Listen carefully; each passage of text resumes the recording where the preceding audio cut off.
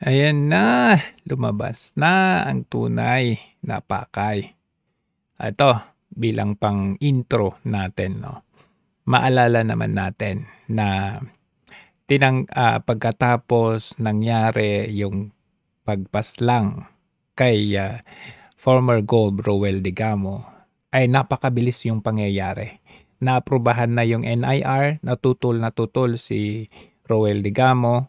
Tapos yung kunwari yung mga investigation bago pa lang yung investigation, yung libing, andun lahat, presidente, senator, lahat sila, Congress, nandun si Tambaloslos, nandun sila lahat. Which it shows special treatment, no? So after that, yun nga, naipasa yung NIR, and then hanggang sa inakusahan itong si Teves, terrorist, ganun, then expulsion or expelled siya sa pagka-Congress, at umupo ka agad as caretaker itong si Martin Romualdez doon sa 3rd District. Kinuha yung pwesto ni Kong Teves. Ngayon, fast forward natin. There will be a special election sa December 9, and itong tatlo, especially itong dalawa, si Fritz Diaz at saka si Janice Digamo, ay ayaw magpa-ubaya sa isa't isa. Pero nung nakaraang eleksyon, nagtunggali at sinuportahan nitong si Fritz Diaz at Janice Digamo si Colonel Lopez. Ayan, bilang katunggali ni Kong Teves. Pero ngayon, kakalaban na sila. Di na rin ako magtaka. Baka isang araw may mabalitaan tayong may tinumba sa kanila dyan. Panoorin natin tong balita. Posibleng muli magharap ang pamilya Teves at Digamo sa special election sa Negros Oriental para sa nabakanting posisyon ni dating Congressman Arnulfo Teves. Nasa frontline balitang yan, Gary De Leon. We would like to... Misis na si Pamplona Mayor Janice Digamo, pinsang buong si retired Colonel Ray Ragay Lopez, at pamangking si Seattle Mayor Fritz Diaz. Mga kaanak sila ng pinaslang na dating governor ng Negros Oriental na si Roel Digamo. Sila matutunog na pangalang magtatapat-tapat sa pagka-congressman ng 3rd District ng probinsya sa special elections na gaganapin sa December 9. Wala pang pinal na magiging kandidato, kaya nakikiusap na si Colonel Lopez kina Mayor Digamo at Mayor Fritz na magparaya na. Dahil ako ang lumaban para sa aming grupo, so ang sa akin, ang aking stand is I should be the one to still run this time. Matatandaang nabakante ang pwesto matapos ma-expel o matanggal noong Agosto si dating Congressman Arnie Teves Jr. na umano'y utak sa pagpatay kay Governor Digamo.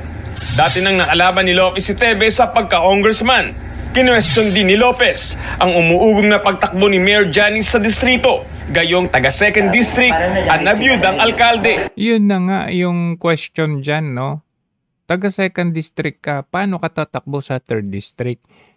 It is actually a betrayal of public trust dahil pinapanalo kang mayor tapos tatalikuran mo yung ang nakita ko dito dahil hindi ako... Ayun na nga, no?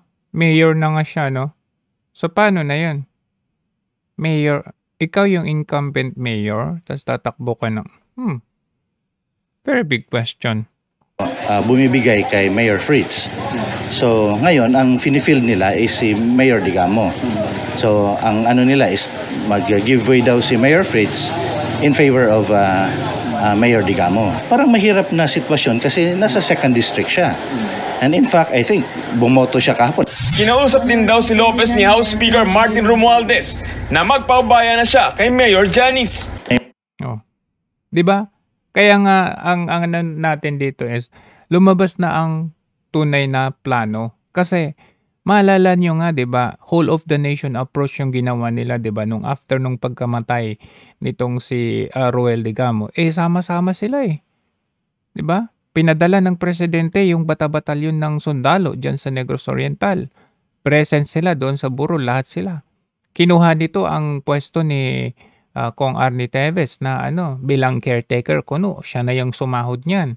So kumbaga, hinawakan niya para hindi makuha ng iba. Kumbaga. So ngayon, ang very big question, ano kaya ang meron na gustong ipasa nitong si Martin Romualdez yung pwesto na ito kay Janice Digamo na alam naman niya at alam naman natin na si Janice Digamo ay incumbent mayor sa ngayon at hindi siya taga 3rd District kundi taga 2nd District kasi 2nd District ang Pamplona. So very big question coming from Martin Romualdez, the House Speaker. Okay? The alter ego of the president. May mga nakikusap na wag akong tumakbo. I don't know for what reason. Pero hindi ako magpapapigil. So ito pala yun. Ito pala yung, asan na yun? Yung post ng September 20. Ito na yung last na magkakasama sila eh. September 20. Thank you, Speaker Romualdez, sabi ni Fritz Diaz. So, andito si Lopez. Ayan. Dito si Colonel Lopez. Ayan o. And then si Janice Digamo and then si Diaz. Nandito sila. Andyan si Romualdez. So, ito na yung last. Actually, hindi na magkasama si Fritz Diaz sa makalakad-lakad ngayon at saka si Janice Digamo eh. Kasi sila na ngayon nagkakagatan eh. Ayaw magbigay na sa isa't isa. Ito na yung last, September 20. September 20 onwards, wala na. Hindi na yun sila magkasama yung dalawang yan. Kahit kanino. Kasi ang pipigil lang sa akin na wag tumakbo yung tao dito sa 3rd District. Wala pang pahayag sina Mayor Janice at Mayor Fritz sa mga pahayag ni Lopez. Pero nauna nang sinabi ni Mayor Janice na desisyon ng kanilang partido ang masusunod kung sino ang tatakbo. Umuugong din ang Hindi naman yun totoo. Ang sabi nga niya, ito saan ba yun? May sinabi nga si Janice Digamo. Ayan. Saan ba yung sinabi niya?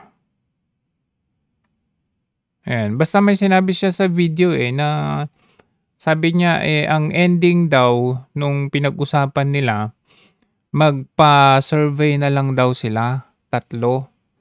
Si Lopez, Fritz Diaz, saka siya, including me, sabi niya. Bakit ka pa kasi sasali? Hindi ka taga 3rd District. So, kung sino daw ang pinakamataas sa survey, yun daw yung suportahan nila. Pero, magmula nung sinabi niya yun hanggang sa ngayon, wala akong nakitang survey. Kanya-kanyang lakad na sila, kanya-kanyang kampanya na Ipagtakbo ng kapatid ni Arnie Teves na si dating Congressman at Governor Pride Henry Teves. Some of them want me to carry the banner. Though my interest in going to Congress now is not really that high. Hindi ko alam kung gaano ako ka-motivated bumalik sa legislature. Sure, because I had been there already. Wala naman. Kita nyo sabi nila, itong mga Teves terrorist group nga daw Kaya daw tinumba daw si Digamo kasi nga dahil doon sa pwesto. Kung dahil doon sa pwesto, bakit nga, ayan tingnan nyo, di ba magkatunggali yung dalawang yan nung nakarang eleksyon. So ngayon nakikita mo talaga kung sino ang tunay na makulay dumi sa kanila. Ano problema sa kanya? Kasi ngayon sila yung nagkakagatan. Sino man ang tatakbo kina Mayor Janice, Mayor Fritz at Lopez. It's a free country, no? Just get the requirements. There are requirements kasi. So ano yung requirements? 'Di ba? Requirements dapat resident ka kung saan ka tatakbo. Saan ba resident tong si Mayor Janice Digamo na pinopromote naman ni Martin Romualdez? Hindi ba sa Pamplona? Pamplona is under 2nd District. Paano ka tatakbo sa 3rd District? Mabuti pa si Fritz Diaz kasi under Shatons, under 3rd District. As long as you pass all the requirements, it's a free country. Anybody can do it. You know, we do not have a monopoly of. Ngayon, kung sa dalawa, kung hindi tatakbo man si former Gov. Pride Henry Teves, itong dalawa yung choices ninyo Kaya mamili kayo sa dalawang ito Pero parang mukhang mas okay itong isa, si Colonel Lopez. Pakinggan natin yung comparison nitong dalawa. Ayon kay Lopez, tatakbo siya dahil sa kanyang moral or dahil sa moral, tatakbo siya para sa tao.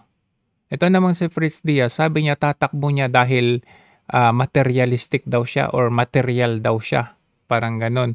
Tatakbo siya dahil gusto niya. Tatakbo siya dahil sa, ano mo niya, parang inaction niya, parang pera. At yun nga, yung pagnanakaw, sabi niya. Tinuod na, ni-deklara na ko nga modalagan yun ko bisag unsa ang sitwasyon sa umalabot nga special election. When I say bisag unsa ang sitwasyon is meaning regardless of who else are or is running. Karon gibalik, gipakita sa Ginoo nako nga gibalik nako ang pwesto. I'm running. Ang ako lang basis para sa I'm speaking for myself. My basis is only moral. Kay gatuo ko nga kani continuation sa akong pakigbisog sa niagi. I served the armed forces of the Philippines for 34 years. Now, I was promised be given a government post. And I said yes, of course, because I needed a job. Pero it doesn't mean that my advocacy to bring peace and prosperity to Negros Oriental has ended. Because even if I had a job, a government job earlier, I will still run because I feel I have been called to do so. I'm not running for Lopez, even for my name. I am running for the people of Negros Oriental to serve them. I'm not running for myself. Ngayon, I will run. Kung 2025. Kung 2025 ito ngayon, I will run. I want to run. Our type of leadership is based on our demand. Or demand daw. Or kami yung masunod. Kami yung masunod, di ba? Ganyan bang klase? Kung anong ganyan. Kung anong ganyan. So anyways, ayun nakapagtataka lang talaga na bakit itong House Speaker ang talagang manok na pinopromote niya ay si Mayor Janice Digamo. And I know, hindi pa patalo tong si Fritz Diaz kasi ganun 'di ba? So hindi na sila magkasama ngayon. Yung sinasabi nilang team nila, hindi na yun sila magkasama. Alam niyo, sa totoo lang, nakikita na natin ngayon ang totoong kulay at totoong interest ng mga ito. Noong una magkakasama sila, syempre. Kasi they thought na bringing down former Gov. Roel Digamo would, somehow pave a way for them to do whatever they want. Nakita nyo naman, bumabalik yung STL, galit na galit sa STL, pero ganito, ganyan. Of course, di-deny nila yan. Pero, tingnan nyo ngayon. Just like before, sila na rin ang nagkakagatan. Hindi na talaga tayo magtaka kung one day, merong ipapatumba dyan. So, para sa mga taga-Negros, mamili kayo, vote wisely, ika nga.